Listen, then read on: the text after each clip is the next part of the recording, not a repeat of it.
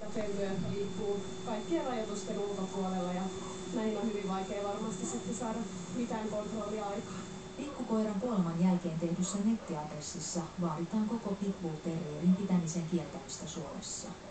Koska se rotuhan on koulutettu ja kasvatettu taistelukoiraksi, sen rotuominaisuuksiin ei kuulu se, että se on kiltti ja lempeä. Niina Mielosen American Pitbull Terrieri ei liity mitenkään päällekkäymistapaukseen. Hän ihmettelee vaatimuksia. Minkä takia just vaan Pitbull Terrieri? Koska kaikki koirathan on vaarallisia, jos niitä ei kasvateta oikein. Maaha.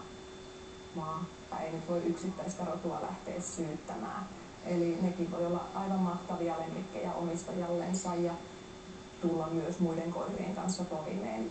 Koira noudattaa vaistojansa ja sitä purutta koiraa ei tietenkään pidä syyttää mistään, vaan se on se koiran omistaja, jota vastaan se syyte nostetaan.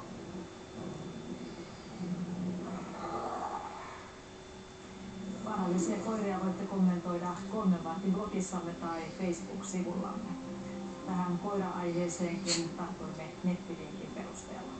Tästä jatketaan ensi viikolla eli